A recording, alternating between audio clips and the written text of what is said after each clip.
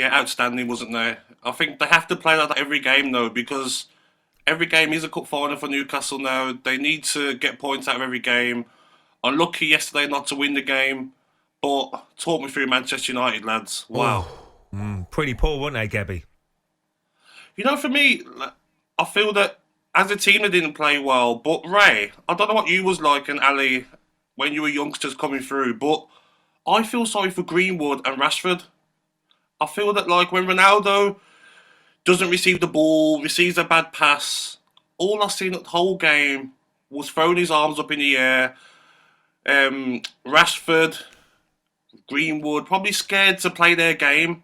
If they take a shot, Ronaldo throws his arms up in the air and he's not happy that it hasn't passed to them. So I feel like sometimes when I watch Manchester United recently, it's about Ronaldo. I could go with Greenwood, maybe, but Rashford's I think Rashford's struggled. He's a seasoned pro now, isn't he? I've got to say, I think Rashford has struggled this season. Some of his performances have been below par. And I think there's one or two Manchester United fans agree, actually, because here's how they reacted last night on talkSPORT. It's just shocking. It's just tough. Watching the United side with a lack of passion like that is just unbelievable. Like, honestly, boys, I've had enough of these players. A lot of people have been discussing managers and ownership, and it's the players as well. It just felt like he's running in mud. And the touches on the ball, the first touches, and the amount of passes we gave away at every phase was just shocking. It's like, hey, here's the possibility of 3 points, you know. A team, United, just doesn't cause fear in anybody anymore. It's a funny one, lads, because obviously Solskjaer away, I think, and correct me if I'm wrong and tell me if I'm wrong, is it safe to say we've been kind of underwhelmed so far with Ralph Rangnick's Manchester United? I think he turned it around. He made it a lot more defensive-minded. He changed the fullback straight away, which was interesting. Yeah. The formation as well, Ali, he changed 4-2-2-2, which is a little bit strange because he's used that wherever he's been, wherever he's as a manager. So he wanted to go that system. And they had a couple of good performances. Solid. Looked a little bit more solid, if I'm being honest. But last night, it was a pretty poor performance. You saw Gary Neville. You always look at the ex-pros who played in good sides. I mean, Gary Neville played in a magnificent side. Paul Scholes, when he's talking about Manchester United, you can sense how passionate they are about the team. And you got to take what they say. And he said they're whinging and they're moaning at each other, which is not a good sign, if I'm being honest. Look, that's what Gabby was talking about, body language. You do need players to put people in line at times. I mean, I always had players around me. If I wasn't doing my job, I get told by the other players, like, similar to you. No harm in that. No harm in that. Constructive criticism is good sometimes because you. Right. If you're Greenwood, Rashford, Sancho, and you make a bad pass or a bad cross, you're looking at Ronaldo and you're like, he's throwing his arms up. Why can't he be a bit more unlucky next time? Keep going like Cavani was when he come on. Rashford made a miss-kick, and Cavani was clapping Rashford, saying, "Come on, next one." I understand he's one of the best players to ever play the game, but if I'm the younger players coming through, I need like the senior players to give me a hand when I'm not playing well. My confidence is low. It's all about Ronaldo running off the pitch after the game because he hasn't got his goal. I feel that he needs to do more to like be a team player. Well, certainly, I played with Jimmy Floyd Hasselbank, who demanded so much of the wingers because he said, "When I want that ball put in." You know, I'm making runs, and I remember Stuart Downing, youngster. Very what you're saying, Gabby. And Jimmy would make his run, and then he'd take another touch. Yeah. And he used to go, he used to give him pelters. I know. Put the ball. But he demanded, he knows exactly what he needed to score the goal that could win us the game. It's funny. Get the ball into the box. You're pretty similar, do you know, Ray, I promise you, Gabby, and I know the two of you be doing like a ton of bricks here.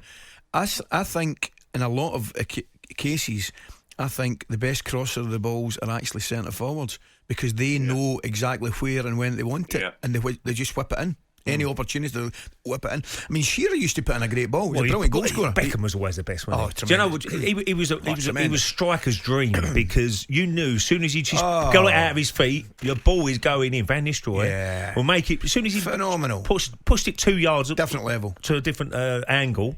The ball was going in, and you could make your run across that defender. And, it's so good that you know the ball's going to go into a certain area. Just know. Yeah. Have a chance, Well, half a yard. Other wingers would be different. How bad was Varane on the ball? Honestly, it was like him and Fred had the same boots on, Timberlands. It's funny, we were I saw that.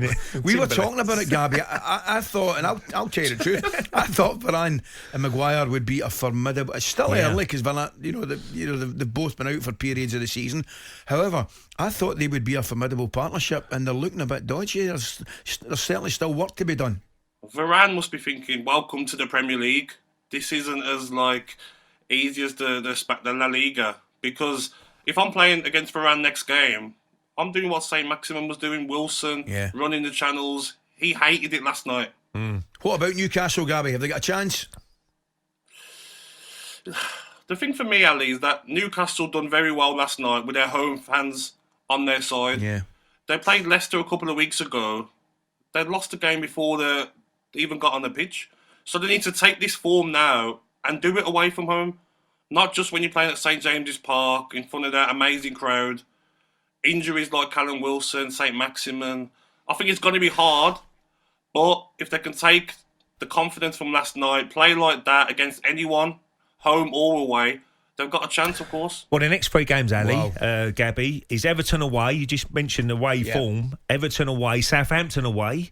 Then they obviously got the FA Cup game at home against Cambridge. And then Watford at home. Massive. So that'll the next determine, 3 games, I'll tell you right now, that'll determine. Premier League games, there's got to be points on the board. Right, they've got to look at Everton as must win. I don't care if it's away. They can't be looking at we can only beat the certain teams at home. Go to Everton with the same aggression, intensity as last night, and go and try and win the game, and you've got more chance of staying up. The only worry for Newcastle is the 2 injuries they had. Now, how serious are they going to be? I mean, the 2 main players really. Wilson, most teams would like Wilson in their side because he's a goal scorer, and obviously goals win your games. And so Maximin, obviously, with what he can produce as well.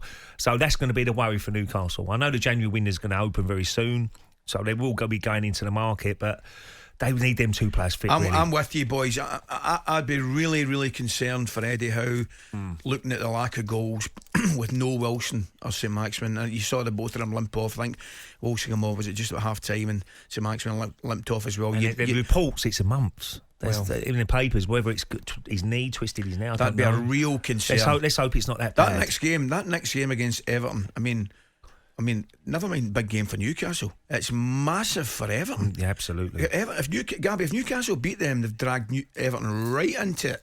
Yeah.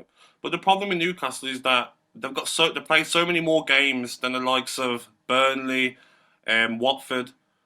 If they keep losing games and not picking up wins, the gap, Ali, might be 6-7 points. But you played 4 more games than Burnley, so it's going to be so difficult, even mentally, to try and get out of that relegation zone. Yeah, so many things going on in the league. You talk about relegation, top 4 as well, Gab. I mean, Ray and I were talking about top 4 is going to be really exciting. You think Manchester United have dipped, obviously, I'm saying they've dropped a couple of points last night, whereas the opposite with Arsenal, and Spurs certainly look as though they've got a new lease of life. But when you watch Arsenal and Spurs, they look like a team.